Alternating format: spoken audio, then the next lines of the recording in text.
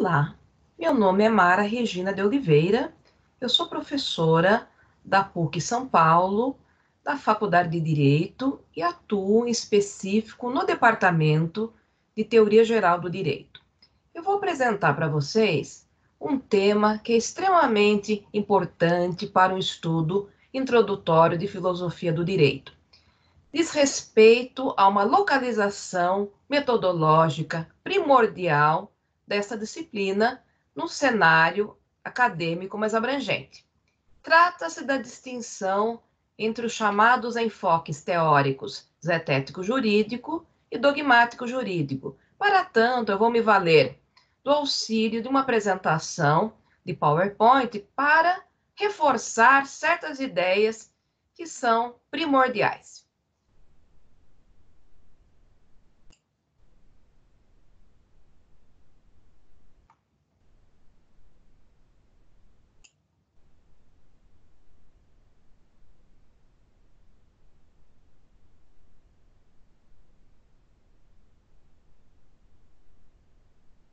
Então, continuando nossos estudos, essa distinção foi originariamente pensada por um autor de filosofia do direito, também professor dessa universidade, nos cursos de pós-graduação. Ele é bastante conhecido, foi meu orientador a nível de mestrado e doutorado. Trata-se do professor Tércio Sampaio Ferraz Júnior. Em seu livro Introdução ao Estudo do Direito, no capítulo 1, ele trata dessa distinção, que não tem apenas relevância para a compreensão do livro como um todo, mas eu diria que há uma relevância para a compreensão da formação de todo e qualquer currículo acadêmico ligado a estudos do direito. Para iniciar os nossos estudos, eu chamo a atenção a um trabalho que eu mesma desenvolvi, tentando fazer um estudo desse tema que está, por assim dizer, localizado no cenário mais abrangente do campo da filosofia do direito, um estudo relacionado ao campo do cinema.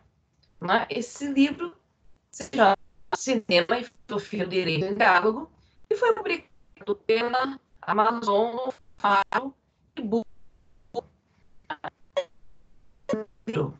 Eu justamente apresento temas da filosofia do direito a partir da exposição da diferença dos focos. Uma aproximação, a meu ver, bastante didática, com a análise de um filme chinês de 1993, intitulado A História de Kyuju. A proposta desse livro como um todo é fazer uma aproximação de vários temas da filosofia do direito com material fílmico. Depois, no final da exposição, eu vou voltar a fazer um comentário mais específico sobre esse trabalho dentro da diferença desses enfoques. Mas o que eu procuro mostrar, de uma forma assim, bastante, a meu ver, didática, é que é possível nós identificarmos na narrativa desse filme elementos que nos permitem, por assim dizer, distinguir os dois enfoques, a partir dessa vivência da personagem, da Kyuju, que vive, na verdade, um grande drama, buscando, através do direito, o que ela entende ser uma ideia de justiça. Para complementar essa análise, eu também trago aqui como ponto de partida reflexivo trecho de uma música do nosso querido e aclamado compositor Chico Buarque. A música se chama Almanac, e eu extraí aqui apenas um pequeno trecho, porque, de fato, essa música ela é bastante mais extensa. Mas esse pequeno trecho, ao meu ver, ele ilustra uma certa reflexão poética, porque aqui nós temos, obviamente, pedaço de um poema, mas é um poema que nos permite fazer uma conexão com um desses enfoques, que vai ser muito importante, nós vamos ver, para estudos filosóficos jurídicos. Então diz esse pequeno trecho: ó menina, vai ver nesse almanaque como é que isso tudo começou. Diz quem é que marcava o tic-tac e a ampulheta do tempo disparou. se mamava de sabe lá que teta o primeiro bezerro que berrou. Me responde, por favor, para onde vai o meu amor quando o amor acaba? Então, o que nós podemos observar? Que em termos simbólicos e metafóricos, essa música ela propõe uma reflexão, né, sobre as incertezas da vida. E ela busca, de uma maneira bastante instigante, levantar questões que dizem respeito a incertezas, a busca por conhecer melhor aquilo que parece desconhecido. Então, é uma grande metáfora, a meu ver, sobre a busca do sentido da vida.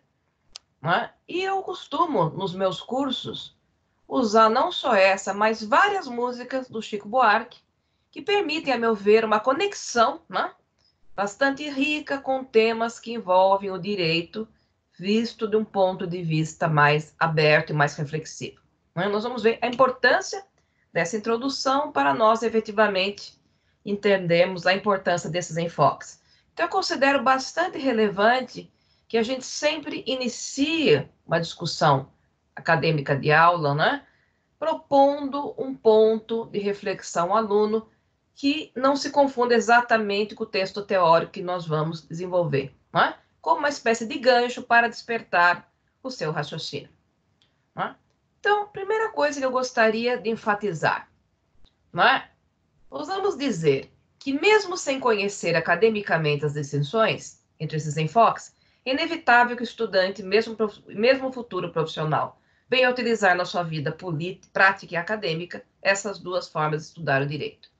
Então, aqui nós temos um ponto bastante importante, né? Independente do conhecimento teórico dessa distinção que nós objetivamos trabalhar nessa aula, o que nós indicamos? Independente deste conhecimento, essas duas formas, elas fazem parte do estudo do direito. Elas fazem parte da futura vida profissional de quem, porventura, vai trabalhar com o direito. Então, na verdade, o nosso autor, ele não criou, por assim dizer, a existência dos enfoques.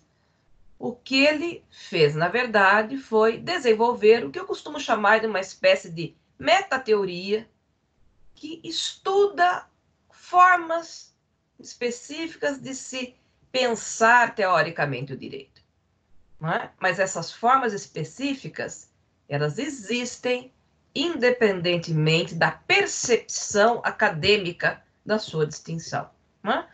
Mas a percepção acadêmica da sua distinção, a meu ver, ela é extremamente importante para aquele que, na condição de estudante ou profissional, tem contato, digamos assim, profissional com o universo jurídico, porque vai dar a esta pessoa uma situação de mais alargamento cognitivo e mais percepção de clareza em torno do seu estudo.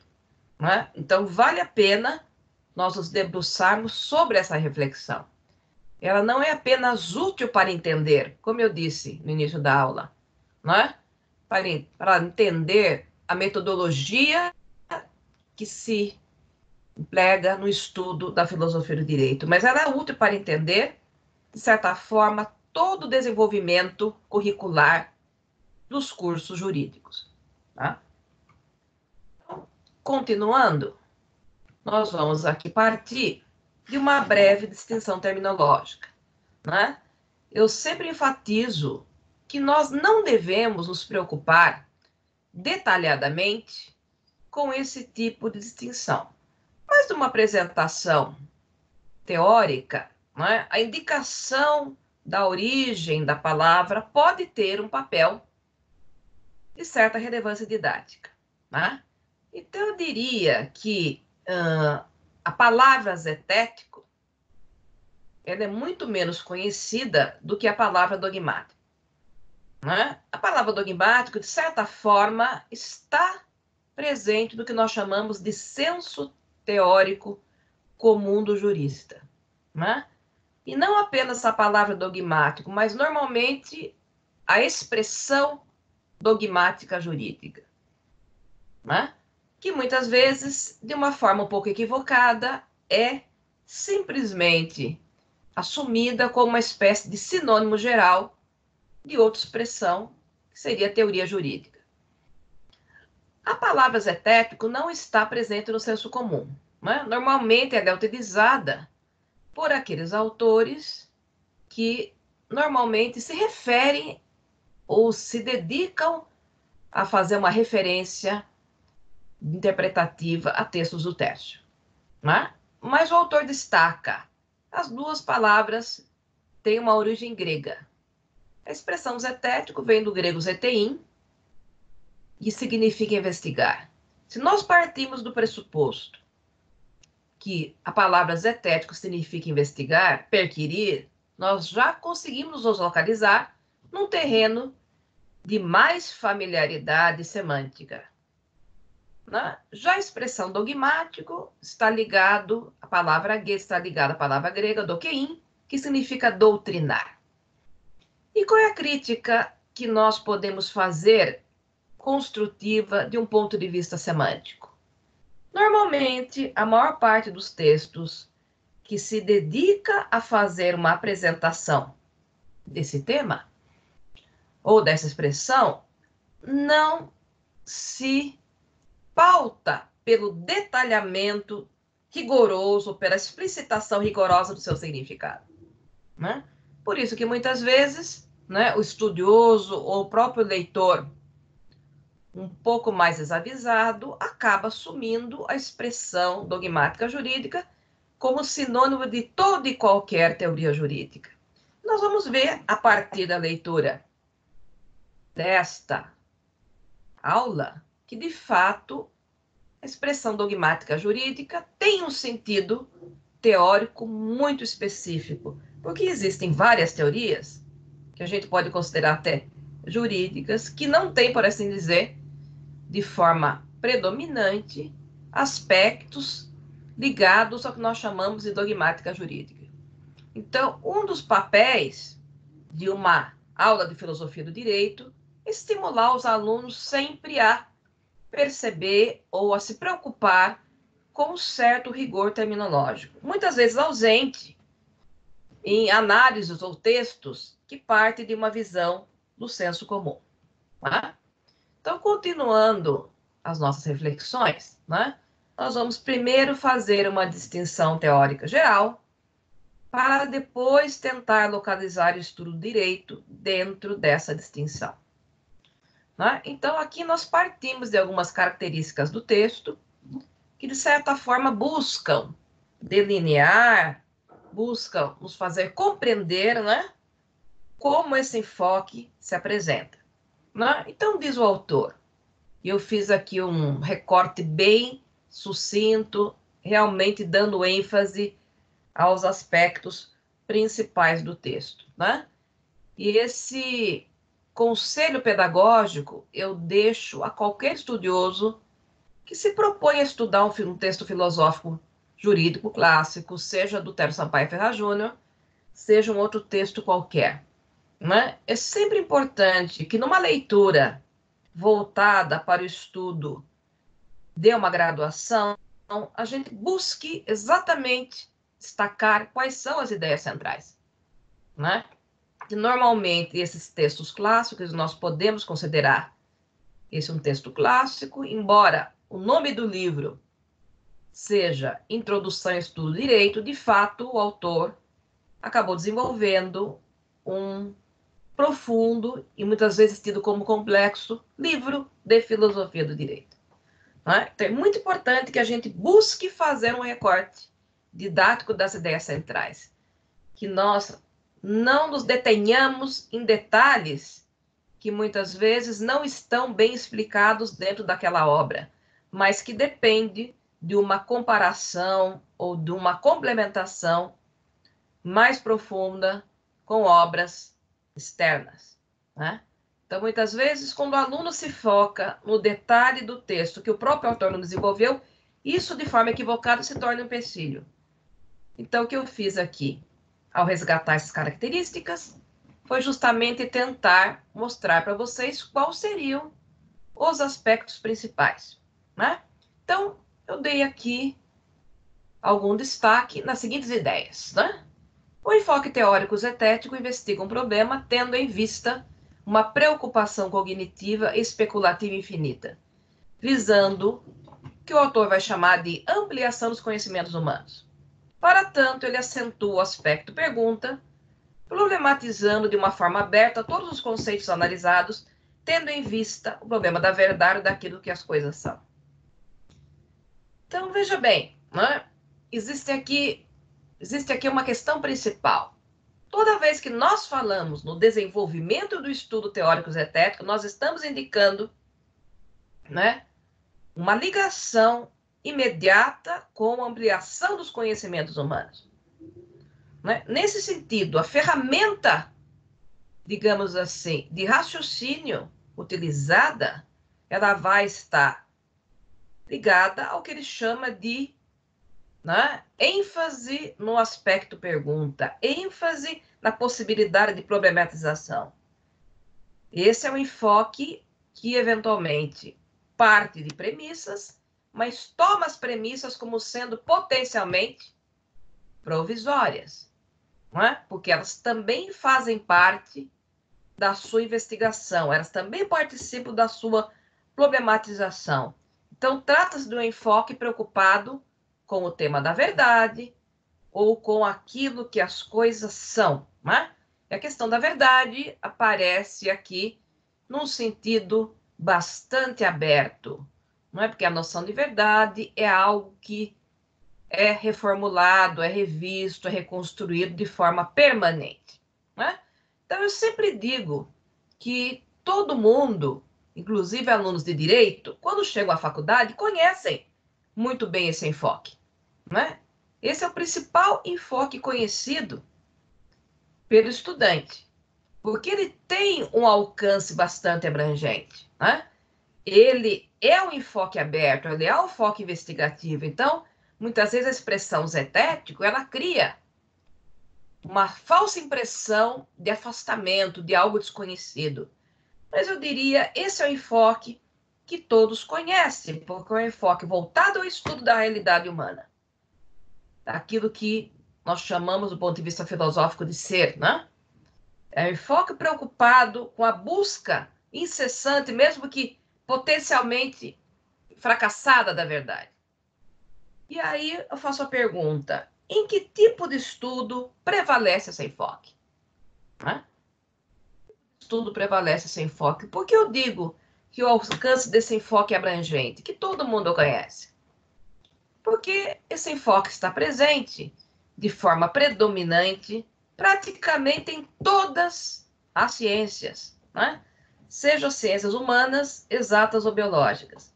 E antes de estar presente nas ciências, se a gente olhar a própria formação do pensamento filosófico no Ocidente, né, nós vamos ver que desde a antiguidade greco-romana, né, a própria filosofia ocidental, ela é uma manifestação, digamos assim, extremamente poderosa desta forma de raciocínio. E nós também sabemos que, de uma maneira rica, indireta, a própria filosofia ocidental, ela abriu as portas, né, para o desenvolvimento da racionalidade científica. Porque ela, desde o começo, né, filosofia não é uma ciência, mas é uma forma de raciocínio, é uma forma de saber que sempre, de alguma maneira, voltando um pouquinho aqui para trás, buscou, né, a especulação justificada. Ela buscou sair do senso comum, daquilo que se aceitava sem justificativa. Né? Então, a filosofia está ligada a esta possibilidade de questionamento justificado, de problematização, né? Também justificada, e não simplesmente ligada a ideias do senso comum. Isso abriu as portas para que se desenvolvesse, no campo da ciência, a ideia de que né, a ciência parte de hipóteses, parte de premissas que precisam contar com a demonstração. Não, a demonstração racional passou a ser o elemento fundamental para que nós pudéssemos, né, pensar no conhecimento científico. Visto de um plano mais abrangente, né, a filosofia muda ao longo da história de forma permanente. As ciências mudam ao longo da história de forma permanente. Por isso que nós admitimos esta ideia permanente de abertura, porque o conhecimento é algo que se projeta de forma permanente para o desconhecido. A ideia de verdade, ela não pode ser vista aqui como algo absoluto, mas como algo em constante reconstrução e revisão. Tá? Então, eu sempre digo, todos os alunos de direito conhecem o enfoque teórico zetético.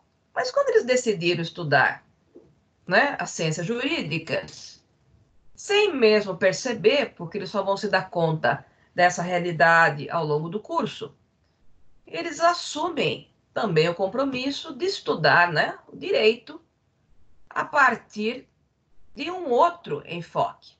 Né? Porque, sem dúvida nenhuma, nós podemos considerar o raciocínio zetético, ele também vai alcançar o fenômeno jurídico. Né? O raciocínio zetético alcança, estuda o direito como fenômeno, estuda o direito como conhecimento. E todas essas características do enfoque teórico zetético vão estar ligadas, né, a esta compreensão do fenômeno jurídico, levando em conta aspectos que as demais ciências, principalmente as ciências humanas, apontam. Mas hoje em dia, cada vez mais o fenômeno jurídico também se liga às ciências biológicas e também às ciências exatas. Basta nós lembrarmos da importância das questões da bioética e das questões ligadas, por exemplo, à inteligência artificial, né? Mas no campo das ciências humanas, obviamente, o estudo do direito é muito antigo, porque se percebe que ele envolve estudos sociais, estudos políticos, estudos psicológicos. Né? Então, o direito está ligado a essa realidade que pode ser percebida de um ponto de vista crítico.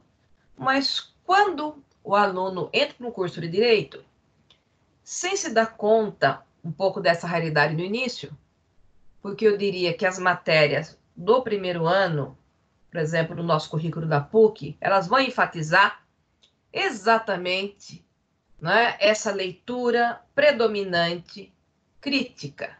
Porque a ideia de um currículo bem estruturado, currículo acadêmico de direito bem estruturado, é que você tem que justamente aproveitar essa base crítica do aluno que chega para que ele possa, então, desenvolver uma visão abrangente, uma visão alargada, uma visão crítica sobre o fenômeno jurídico.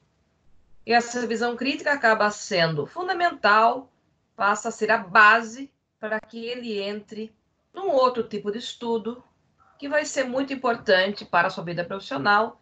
E é exatamente nesse ponto que nós temos que inserir, né, o que Terço Sampaio Ferraz chama de enfoque teórico dogmático. Daqui a pouquinho nós vamos ver como é que o direito se localiza dentro desse cenário. Bom, falando um pouquinho sobre as características desse enfoque teórico dogmático, o que nós podemos observar? Não é que esse enfoque tem um alcance muito mais preciso, muito mais delimitado que o enfoque teórico zetético, né?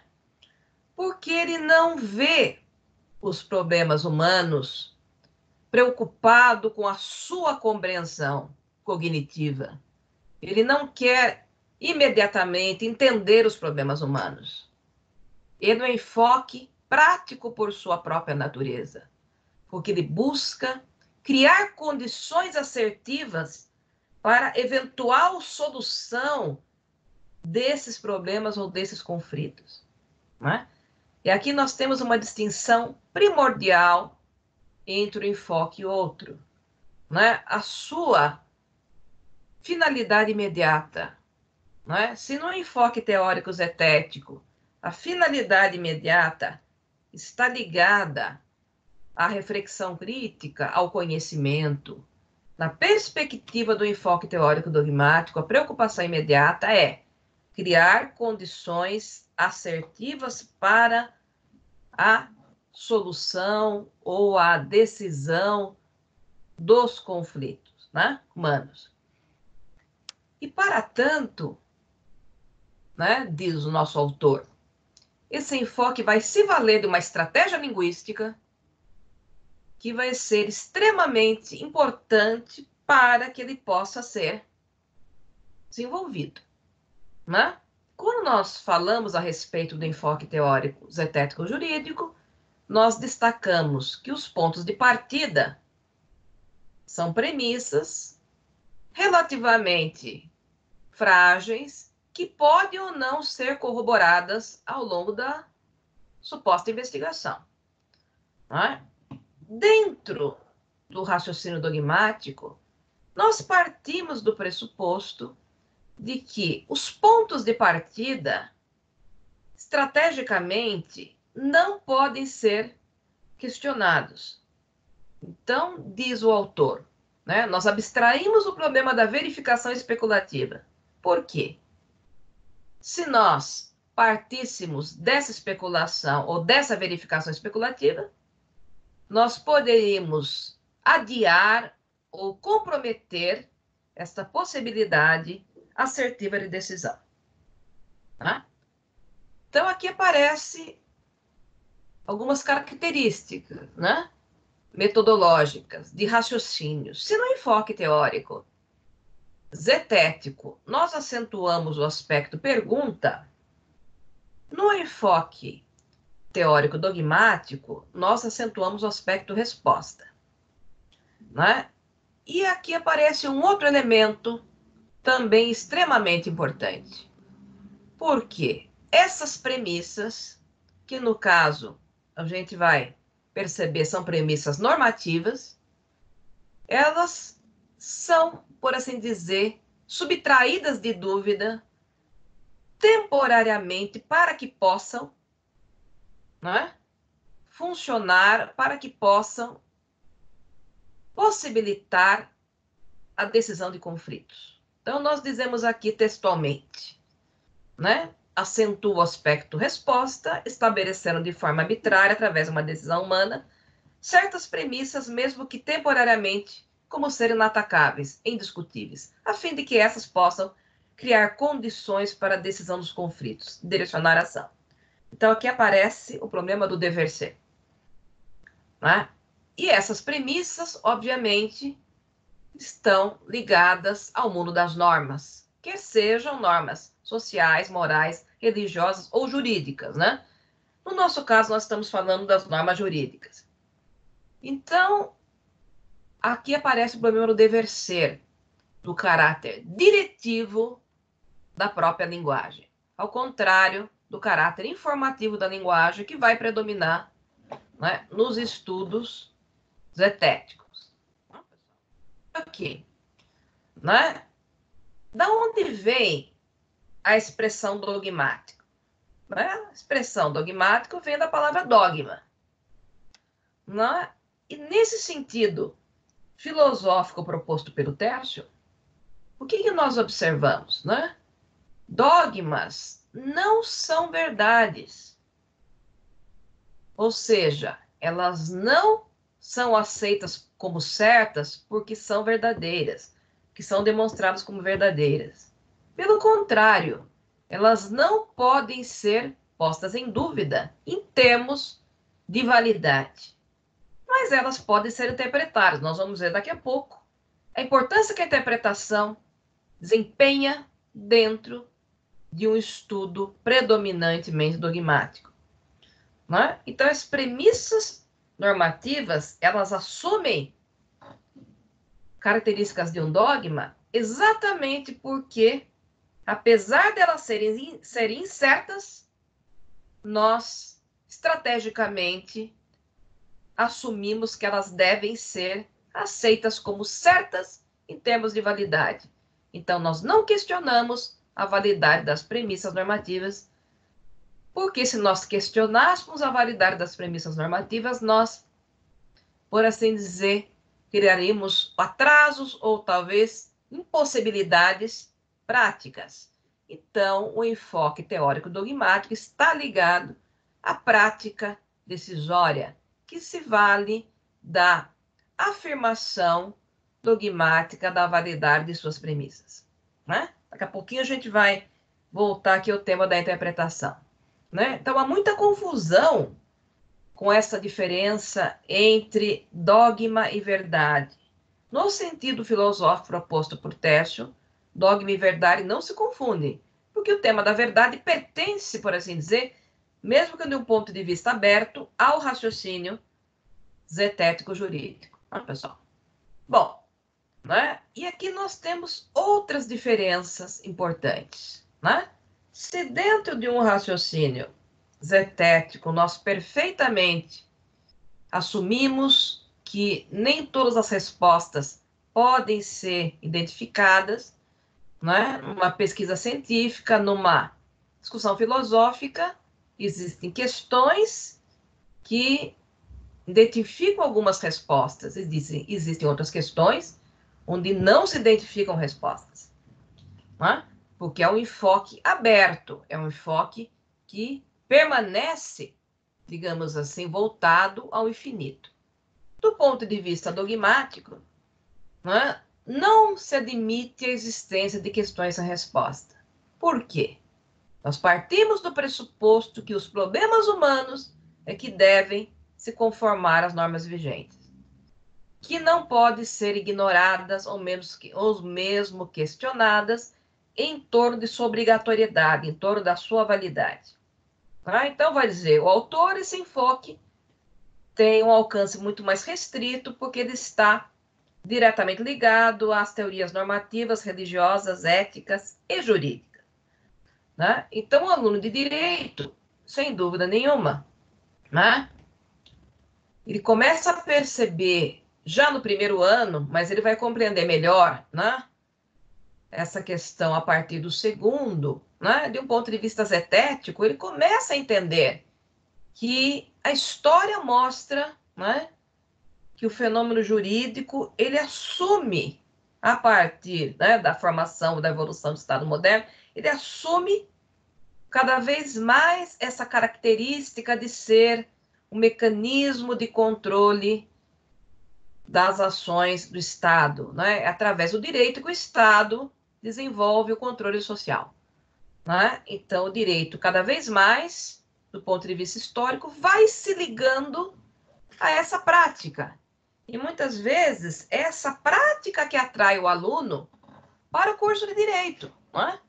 Muitas vezes, o que atrai o aluno para o curso de direito, mesmo que ele não conheça essa distinção de forma profunda, não é, por assim dizer, o estudo crítico teórico, mas a possibilidade de atuar na prática, de advogar, de eventualmente tornar-se promotor de justiça, ou um juiz, ou um consultor. Né? Então, do ponto de vista zetético, nós observamos como o direito evolui e como, por assim dizer, a dogmática jurídica acompanha essa ideia do direito como mecanismo de controle. Tá? Então, nós temos algumas matérias.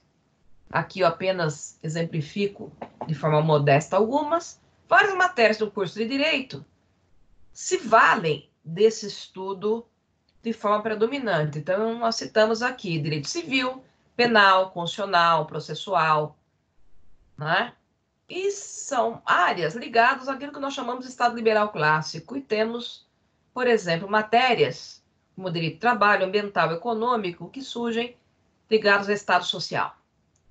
Nessas matérias existe o predomínio do raciocínio dogmático jurídico, não é?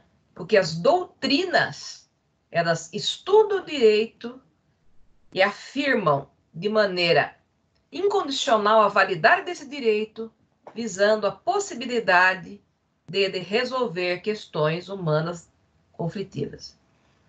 Né? E a gente sempre usa a expressão predominância, nós nunca falamos que existe, por assim dizer, uma exclusão radical de um enfoque em relação ao outro, não é? Que, de alguma maneira, quando se estuda o direito nessa perspectiva dogmática, evidentemente que nós não conseguimos ignorar de forma totalmente radical a ideia do direito como fenômeno. E vice-versa. Quando se estuda o direito como fenômeno, aspectos mínimos que relacionam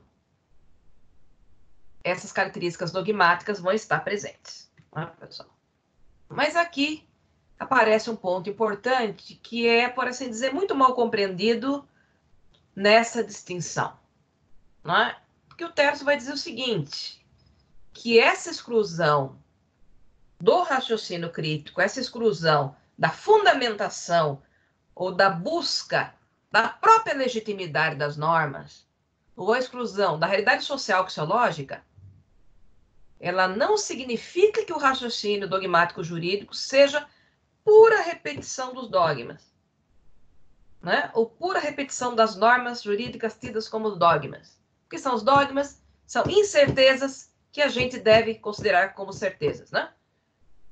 Na verdade, este raciocínio dogmático ele esconde uma certa complexidade, porque, na medida em que nós aceitamos a validade da norma, nós temos que interpretar essa norma, temos que interpretar o seu conteúdo.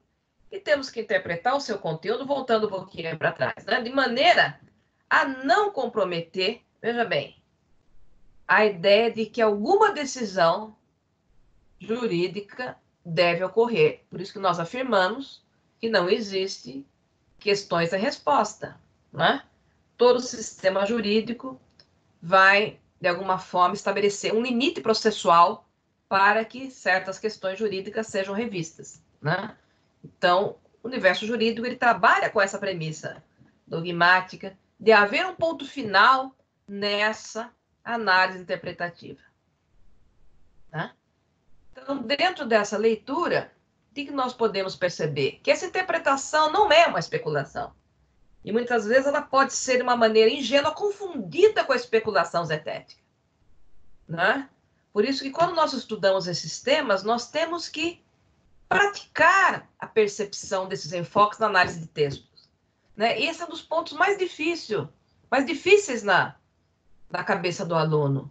Porque, muitas vezes, essas teorias dogmáticas que se valem de forma predominante de um raciocínio interpretativo, elas podem até nos dar a impressão de estar desenvolvendo estudo crítico externo, mas muitas vezes elas estão apenas desenvolvendo o que eu chamo de uma complexa construção linguística persuasiva.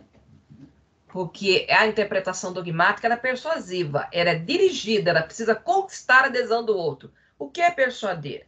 É conquistar a adesão do outro visando um certo resultado prático, né? Certo, pessoal? Então, diz o nosso autor, evidentemente que nós não podemos pensar numa prática jurídica predominantemente zetética. O raciocínio dogmático ele está presente não só da doutrina, mas em todo o trabalho prático jurídico, quer seja nas petições, decisões, sentenças, acórdãos, despachos, etc. E às vezes pareceres. Não é?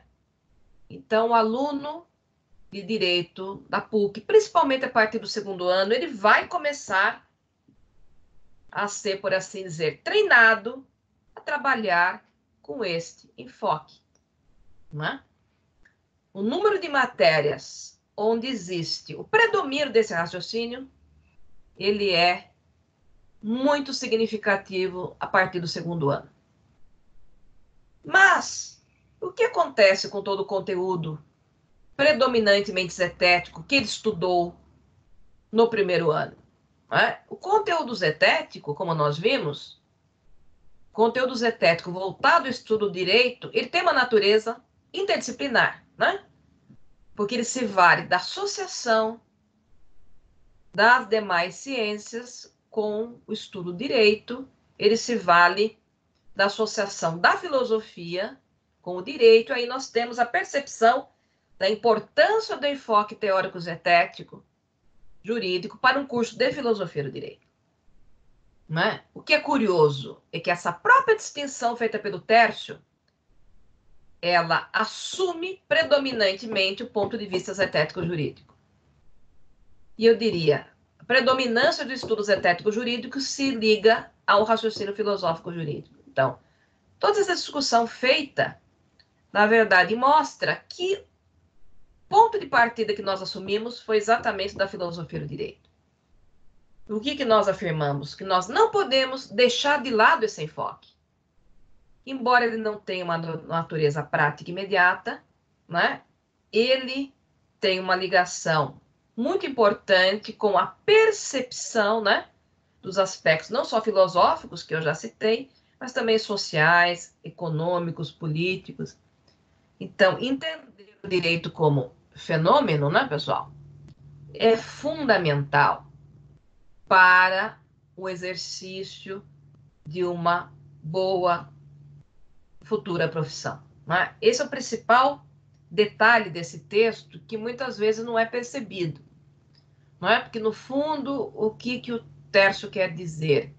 Embora a gente entenda a emergência e a importância, né, pessoal, da presença de um estudo dogmático jurídico no curso de Direito, é também preciso entender que a formação zetético-jurídica e a formação filosófica, no sentido voltado à nossa disciplina, ela é importante porque ela vai nos dar a base de abertura de raciocínio, né? O raciocínio interdisciplinar é um raciocínio alargado, vai alargar a nossa capacidade de interpretação, de ligação, de linguagens, para que eu possa, posteriormente, fazer os recortes dogmáticos necessários. Né?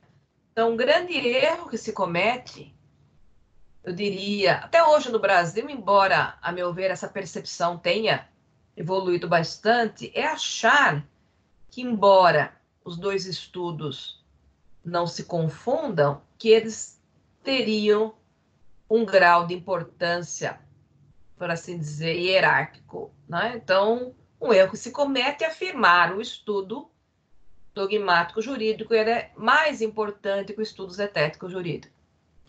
Num curso de graduação, nós podemos ainda observar uma certa distinção, né? Muito clara, mas no curso de pós-graduação, cada vez mais existe uma mistura dos dois enfoques, né? Porque no curso de pós-graduação nós desenvolvemos pensamento científico, pensamento filosófico jurídico, e aí torna-se importante perceber que a visão crítica é a base da formação do raciocínio dogmático estratégico, que é um raciocínio programado, é um raciocínio muito mais delimitado. Né? Então, ter, por assim dizer, a noção da diferença desses enfoques, mas ao mesmo tempo ter a noção da sua importância é fundamental para a formação do direito. Eu, pessoalmente, tenho desenvolvido, né, como eu indiquei no começo da minha exposição, análises da filosofia do direito relacionadas a material artístico e principalmente ao universo do cinema e do teatro. Aquele book que eu indiquei diz respeito ao universo fílmico, mas eu tenho obras e artigos também que envolvem algumas análises no campo do teatro, particularmente no campo teatro de William Shakespeare, que é um autor que eu considero extraordinário, que falou muito sobre o direito, sobre o poder e sobre o tema da legitimidade jurídica e política, que é um grande tema do raciocínio zetético, não é? Mas que o raciocínio dogmático, como estratégia, busca ignorar. Como estratégia, veja bem, pessoal, o raciocínio dogmático jamais elimina a própria realidade que cerca e que influencia o fenômeno jurídico. Né? Então, para resumir um pouquinho essa distinção teórica, né, eu fiz aqui um quadro exemplificativo, né, dizendo o seguinte, né, aqui no meio, no topo, nós temos a expressão zetética jurídica. Ela se vale, como nós vimos, de uma associação interdisciplinar. Né? Então, ela parte de evidências demonstráveis, né? As normas, elas não são pontos de partida dogmáticos, mas são evidências demonstradas, e buscam, ainda que de uma forma humilde e aberta, a questão da verdade. Né? A zetética jurídica também se vale né, metodologicamente da especulação, que se projeta ao infinito. E ela vê o direito como fenômeno jurídico, como realidade, como ser. Né? Um segundo momento, nós podemos aqui fazer uma comparação também esquemática, teórica, com a dogmática jurídica. Dogmática jurídica parte de dogmas normativos não demonstráveis, que devem ser aceitos como válidos, mas tem que dar sentido a eles, tem que interpretá-los. E aí entra o que nós chamamos de persuasão. A dogmática jurídica se liga à decisão, que tem um caráter finito. O direito deve pôr um fim, do ponto de vista jurídico, aos conflitos. E ela está ligada ao controle normativo, ao dever ser. Então, eu sempre digo o seguinte: conhecer teoricamente esses enfoques é importante, mas a filosofia do direito tem de ir além. Ela tem que possibilitar ao aluno usar essa ferramenta teórica como uma espécie de mecanismo intelectual de potencialização do seu próprio raciocínio. Então, a simples leitura teórica não é suficiente. Nós temos que procurar, através dela, perceber pontos de contato com a realidade. Então, eu deixo aqui duas questões para os alunos estudarem. Né? Procurem 2 artigos de jornal razoavelmente curtos e indiquem nesses artigos onde estaria a predominância, no enfoque teórico-jurídico, dogmático ou no enfoque teórico-jurídico zetético. Escolha os artigos. Em aulas, muitas vezes, nós trazemos os artigos. E essa discussão ela está presente, em termos de bibliografia, no livro Introdução e Estudo do Direito, Tércio Sampaio Ferraz Júnior, e no meu livro Direito e Cinema e Filosofia, Cinema e Filosofia do Direito em Diálogo, editora Amazon, no formato e-book Kindle. Muito obrigada. Espero que vocês tenham tido proveito da nossa reflexão.